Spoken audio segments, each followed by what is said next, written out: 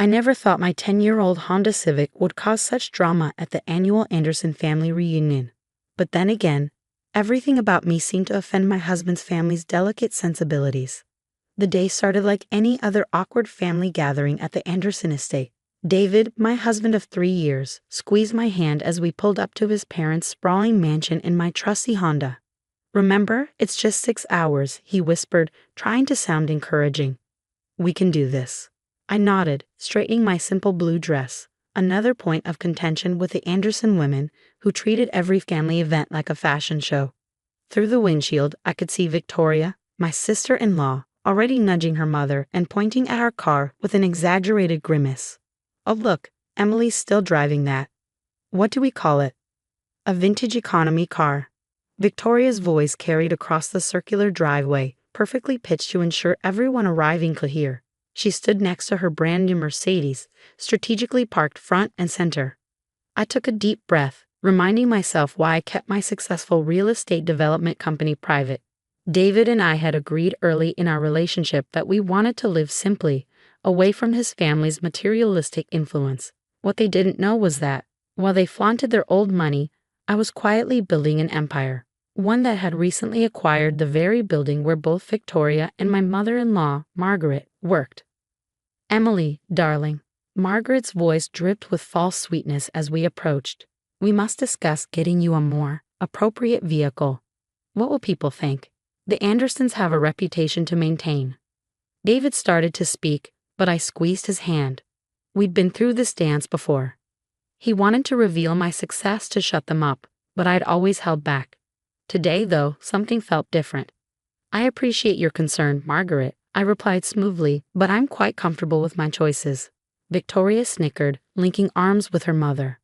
"Comfortable with mediocrity, she means. Remember when she suggested hosting Christmas at her tiny house?" The memory of that Christmas still stung. I'd spent weeks preparing, only to have Margaret and Victoria show up, take one look around my deliberately modest home, and declare it unsuitable for an Anderson gathering. They relocated the entire celebration to Margaret's house without even trying my carefully prepared dinner. As we moved toward the backyard, where caterers were setting up an elaborate spread, I couldn't help but notice the way other family members whispered behind their hands.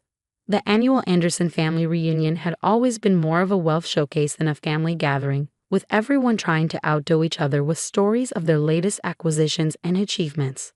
"David, sweetheart," Margaret called out, deliberately excluding me from the conversation. "Victoria's husband just made partner at Wellington and Reed. Isn't that where you're still just a senior associate?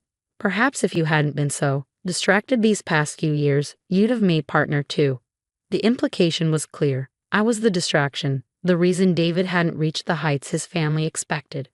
What Margaret didn't know was that David had actually turned down the partner offer, preferring to maintain a better work-life balance and support my growing business ventures. "Actually, Mom," David started, but Victoria interrupted with her characteristic squeal. "Oh my God, is that Uncle Robert pulling up in the new Bentley? Now that's an appropriate car for an Anderson." She shot me a pointed look. Some of us understand family standards. I watched as the family flocked around Uncle Robert's car, oohing and ahhing over its features.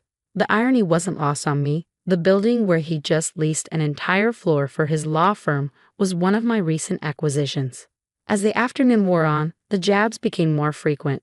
Victoria's husband bragged about their recent Hamptons vacation. Margaret showcased her new tennis bracelet, and everyone seemed to have an opinion about my questionable lifestyle choices.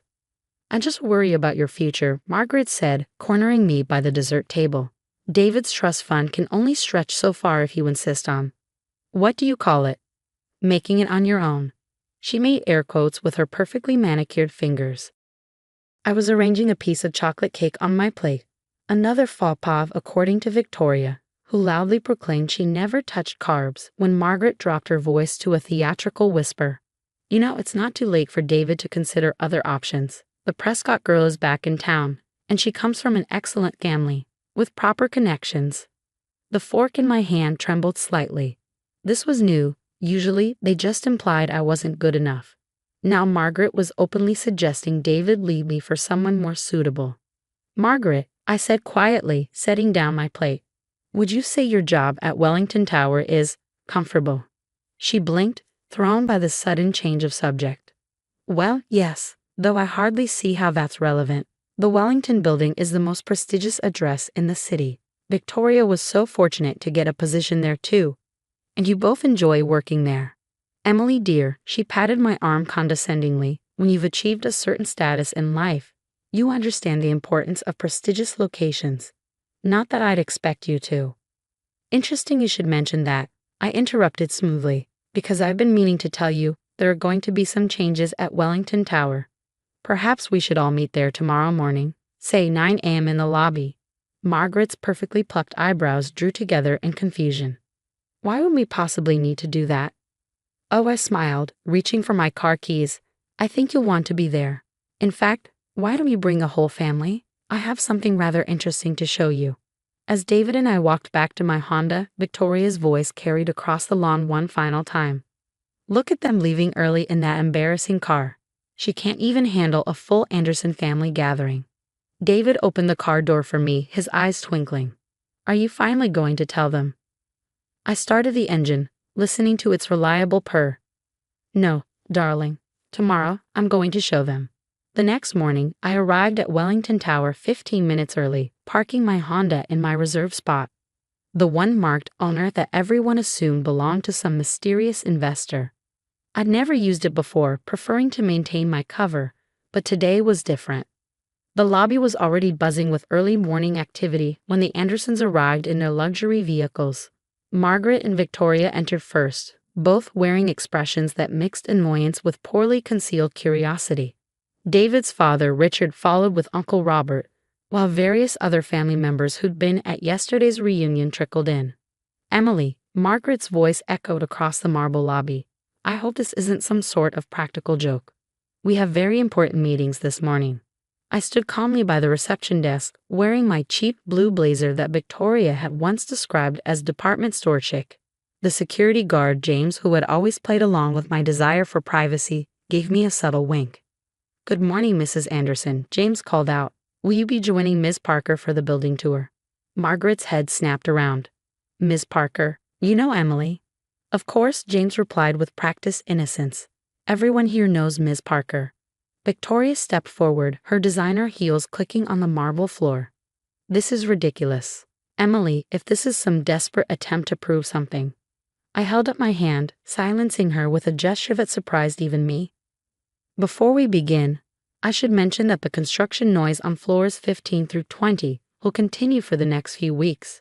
We're renovating those levels for a new tenant. Richard Anderson spoke for the first time, his business instincts clearly picking up on something. Yes, I smiled, pressing the private elevator button with my key card. Shall we start the tour? I believe Victoria's office is on the 12th floor, and Margaret, yours is on the 14th, correct? The family shuffled into the elevator, confusion evident on their faces. As we ascended, I began my explanation. 3 years ago, when David and I got married, everyone assumed I was after the Anderson fortune. What nobody bothered to ask was why I chose to work in real estate development or why I kept such a low profile. The elevator stopped at the 12th floor. The doors opened to reveal workers replacing the old Harrison and Wells Law signage with new branding. Victoria gasped. What's happening to our office? Your firm's lease is being adjusted, I explained calmly. Don't worry, you're not being evicted. Just relocated to a more suitable space on the 3rd floor. The rent will be more appropriate for your company's current market position. You can't do that. Victoria sputtered. Who do you think you are? The elevator continued upward, stopping at the 14th floor where Margaret worked. Similar changes were underway there. Actually, I continued, as the owner of Wellington Tower and 6 other buildings in the business district, I can. And I should mention, the rent increases we discussed last month will be going into effect immediately. The silence in the elevator was deafening. Margaret's face had gone pale, while Richard Anderson was looking at me with new eyes. You own Wellington Tower? Uncle Robert finally asked, his legal mind probably already connecting the dots. Through Parker Development Group, yes, along with the majority of the commercial real estate in this area. I turned to Margaret. Including that prestigious address you're so proud of working at. The elevator continued to the top floor where my rarely used executive office was located. As we stepped out, Floor-to-ceiling windows revealed a stunning view of the city, a city where I owned more property than the entire Anderson family combined. That's impossible, Victoria whispered. You drive a Honda. I drive a Honda because it's reliable, practical, and paid for, I corrected her. Just like I live in a modest house because I choose to, not because I have to. My company owns properties worth billions, but I've never felt the need to flaunt it. Margaret sank into one of the office chairs, her perfectly composed facade crumbling. All this time, I confirmed, while you were mocking my car, my house, my clothes, I was quietly building an empire. The same empire that owns the building where you work, the country club where you play tennis, and yes, even that prestigious Hamptons resort where Victoria loves to vacation. David, who had been quietly watching this unfold, finally spoke up. This is why I turned down the partner position, Mom. I've been helping Emily expand her business instead. Richard Anderson cleared his throat. Why tell us now? I walked to my desk, pulling out a stack of folders. Because yesterday at the reunion, Margaret suggested David would be better off with someone else. Someone more suitable. So I decided it was time to show you exactly who you've been looking down on these past 3 years. I began distributing the folders. Inside, you'll find updated lease agreements for all Anderson family businesses operating in my buildings. You'll notice the terms are fair. I'm not vindictive. But I do expect a certain level of professional courtesy from my tenants. Victoria opened her folder with trembling hands. These rates are actually below market value, I finished for her. Consider it a family discount. Though I should warn you, the discount is contingent on good behavior. The following week's Sunday dinner at the Anderson Mansion had a distinctly different atmosphere. My Honda was now parked between Victoria's Mercedes and Margaret's BMW, but no one made a single comment about it. Instead, an awkward silence filled the dining room as the family picked at their meals. The roast is lovely, Margaret, I offered, trying to ease the tension. She jumped slightly at being addressed, nearly spilling her wine. Thank you, Emily. Miss Parker. Emily is fine, I said softly. Nothing has changed. I'm still the same person I was last week. Victoria, who hadn't made eye contact with me since the Wellington Tower revelation, suddenly burst out. How can you say nothing's changed? You let us make fools of ourselves for 3 years. David set down his fork. No, Victoria, you made fools of yourselves. Emily never pretended to be anything she wasn't. You all just assumed. But the little house, the old car, the simple clothes, Margaret gestured helplessly at my outfit. Why live like that when you could afford so much more? I took a sip of water, considering my response carefully. Because worth isn't measured by what you own or what you show off. My parents taught me the value of hard work and humility. When I started my company, I promised myself I wouldn't become someone who needed external validation through material things. Richard Anderson, who had been unusually quiet since the revelation, cleared his throat. I've been doing some research on Parker Development Group. Your acquisition strategy over the past 5 years has been impressive. Thank you, I nodded. Though I suspect you're really wondering why I never mentioned it during all those family discussions about business and investments. He had the grace to look embarrassed. We never exactly gave you the chance, did we? The admission seemed to break something in Margaret. Tears welled in her eyes. All those horrible things I said. The way I treated you, suggesting David leave you. And all this time, you were more successful than any of us. Mom, David started, but I placed my hand on his arm. I never wanted to prove anything or hold power over anyone, I explained. I just wanted to be accepted for who I am, not for what I own. The fact that it took revealing my success to earn your respect actually makes me quite sad. Victoria dabbed at her eyes with her napkin. The new office on the 3rd floor, it's actually nicer than our old one. The lighting is better and the layout makes more sense. I know, I smiled. I designed it specifically for your firm's needs. Just like I made sure Uncle Robert's new lease included the extra storage space he needed. And the country club's renovation will add those tennis courts Margaret's been requesting. The room fell silent again, but this time it felt different, contemplative rather than awkward. I had a meeting with my board yesterday, Richard finally said.